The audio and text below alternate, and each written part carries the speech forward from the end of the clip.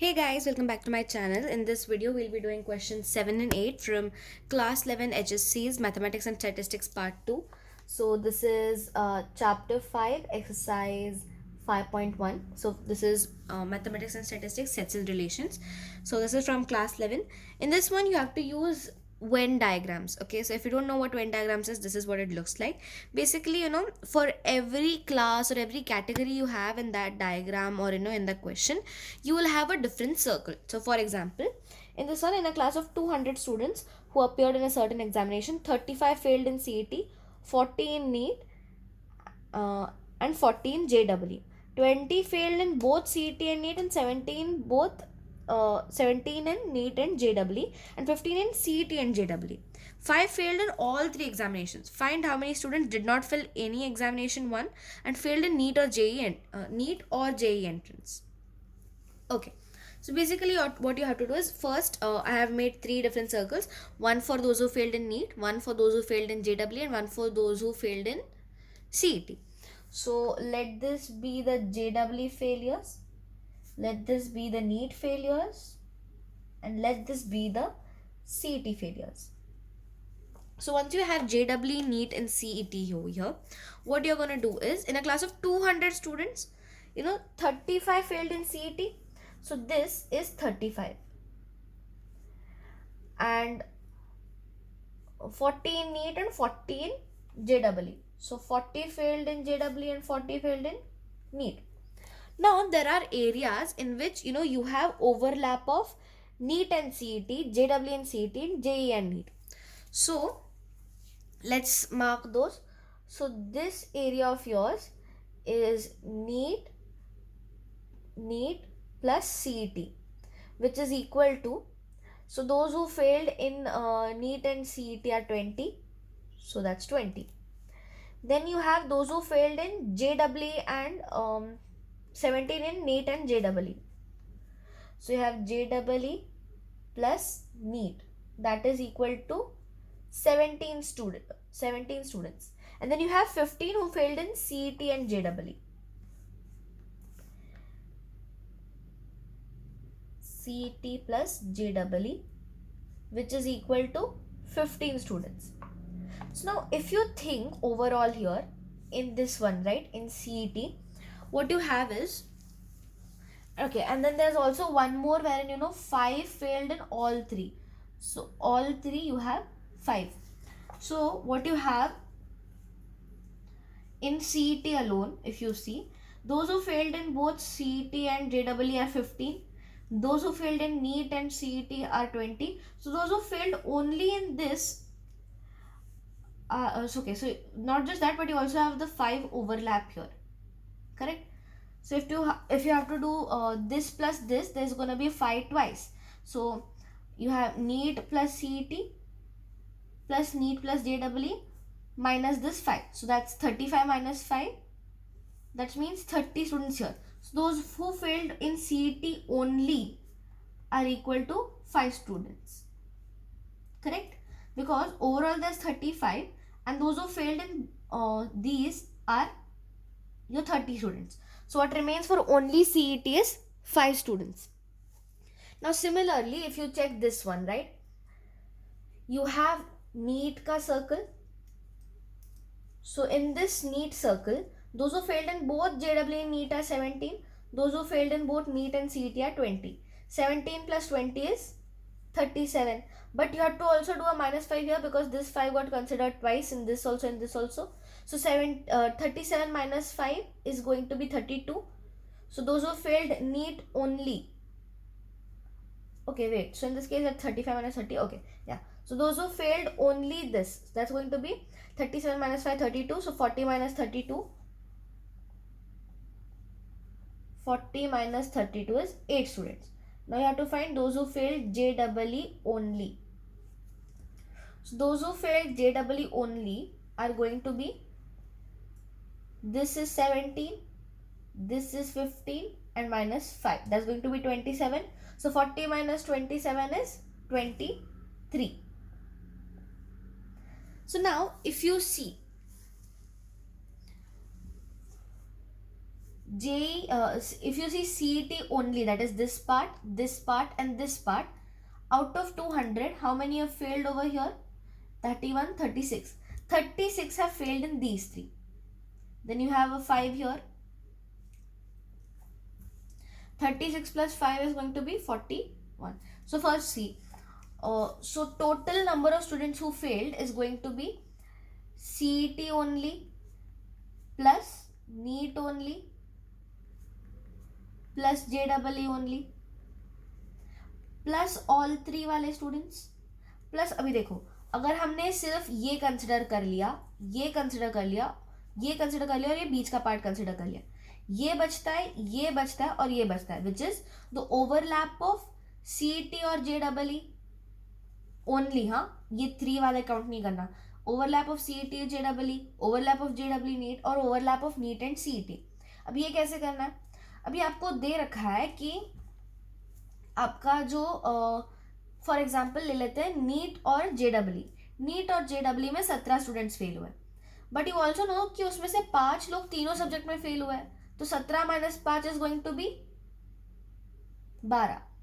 So then you have CET plus NEET, फिर आपके पास है CET प्लस JEE प्लस आपके पास है नीट प्लस JEE. अच्छा, अब हम ये नंबर कैसे ढूंढेंगे? CET ओनली का नंबर हमने निकाला है 5 प्लस नीट ओनली का 8 प्लस JEE ओनली का 23. अब ऑल 3 में कितने बच्चे हैं दिया रखा है यहाँ पे, 5 फेल्ड इन ऑल 3 एग्जामिनेशंस, तो प्लस 5 प्लस अभी देखो CET एंड नीट का देखा हमने. CET एंड नीट में क्या हुआ? 20 बच्चे फेल हुए जिसमें से 5 तीनों में, तो 15 बच्चे सिर्फ CET और नीट में फेल हुए. अच्छा जी, अब आपको दे रखा है कि CET और JEE. CET और JEE में 15 बच्चे फेल हुए जिसमें से 5 सब में फेल हुए, मतलब 10 बच्चे सिर्फ इन दोनों में फेल हुए. अच्छा, अब नीट और JEE. नीट और JEE में टोटल 17 बच्चे फेल हुए जिनमें से 5 फिर से तीनों में फेल हो गए हैं. तो अभी आप क्या करोगे? 17 माइनस 5 12. सो टोटल क्या हुआ? ये 20 40 50 50 प्लस 28 78. टोटल 78 बच्चे फेल हुए. If you want to calculate again तो देख लो, 13 plus 23 36 plus 5 41 plus 15 56 plus 10 66 plus 12 78. Okay, very good.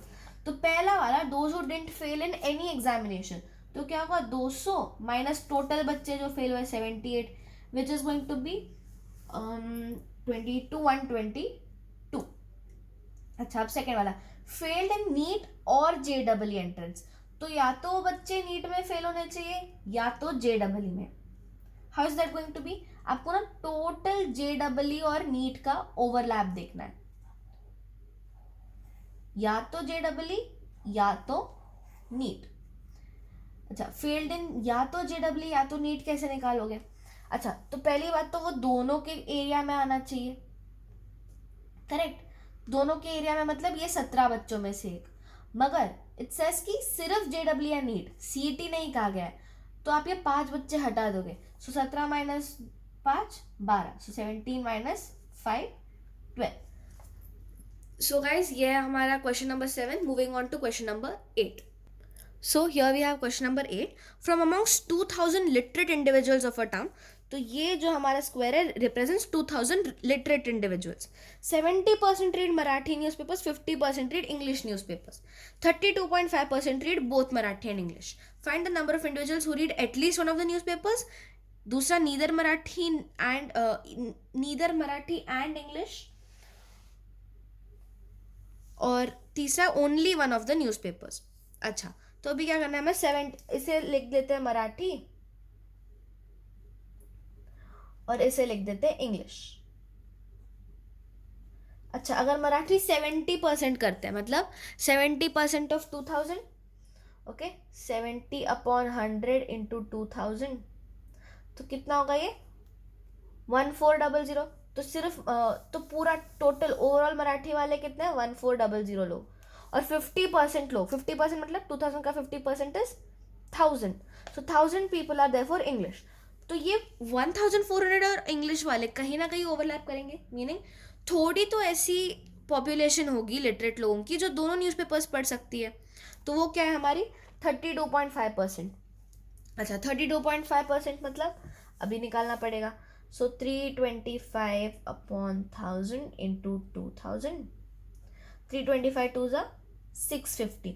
तो ये जो बोथ वाले लोग हैं ना, ये कितने हमारे 650। अच्छा अभी हमें निकालना है कि फाइंड नंबर ऑफ इंडिविजुअल्स जो एटलीस्ट एक न्यूज़पेपर पढ़ते हैं। एटलीस्ट एक न्यूज़पेपर मतलब या तो मराठी पढ़ते हो, या तो इंग्लिश पढ़ते हो, या दोनों पढ़ते हो, मतलब टोटल नंबर ऑफ पीपल जो न्यूज़पेपर पढ़ते हैं वो कितना होगा हमारा। अच्छा अभी अगर हमारे पास टोटल मराठी के 1400 है, टोटल इंग्लिश के 1000 है, और दोनों ना 650 लोग पढ़ते हैं, दैट मीन्स सिर्फ मराठी पढ़ने वाले लोग कितने होंगे, total of Marathi minus this both वाले लोग। सो मराठी ओनली वाले लोग कितने होंगे, 1400 माइनस 650, 1400 माइनस 600 कितना होगा हमारा 800, 800 माइनस 50 750। तो सिर्फ मराठी वाले 750 लोग हैं, एंड सिर्फ इंग्लिश वाले कितने लोग होंगे, इंग्लिश वाले 1000 minus 600 is going to be 400, 400 minus 50 is 350। That's it. So अभी हमारे those who read at least one newspaper वाले कितने होंगे, मराठी वाले, इंग्लिश वाले प्लस बोथ वाले। So that is going to be 750 plus 350 plus 650। कितना हुआ ये 1100, 1100 प्लस 650 दैट इज 1750, 1750 पीपल। अच्छा अभी दूसरा वाला, नीदर मराठी एंड इंग्लिश, तो वो ना ही मराठी पढ़ते हैं ना ही इंग्लिश पढ़ते हैं, मतलब जो टोटल पॉपुलेशन है उसमें से ये कम कर दो। सो दैट इज 2000 माइनस एटलीस्ट एक पढ़ने वाले, दैट विल बी 2000 माइनस 1750। अच्छा 2000 माइनस 1700 इज 300, 300 माइनस 50 इज 250। अच्छा अब हमें क्या करना है, only one of the newspapers, मतलब या तो सिर्फ मराठी पढ़े या तो सिर्फ इंग्लिश पढ़े, मतलब ये जो है टोटल जितने लोग हमारे न्यूज़पेपर पढ़ते हैं, देखो at least one of the newspapers मतलब दोनों भी पढ़ सकते हैं, इसलिए यहाँ पे बोथ वाला सेक्शन आया। अभी only one of the newspapers मतलब या तो मराठी पढ़ना चाहिए या तो इंग्लिश, तो Marathi only plus English only, मतलब ये हमारा 1750 माइनस 650, तो वो कितना होगा हमारा 750 plus 350 which is equal to 1100। So at least one वाले में सब आ गए, नीदर वाले में ये छोड़ के, सो जो हमारा ये बाहर का एरिया है उतने लोग आएंगे हमारे नीदर मराठी एंड इंग्लिश वाले में। अभी only one of the newspaper मतलब या तो दिस पार्ट या तो दिस पार्ट, ये क्रिस क्रॉस जहाँ पे ऐसे मैश पैटर्न बन रहा है वो लोग वाले क्यों नहीं, वो लोग क्यों नहीं आएंगे, बिकॉज ओनली वन बोला है, ये दोनों पढ़ते हैं, सो दीज आर excluded.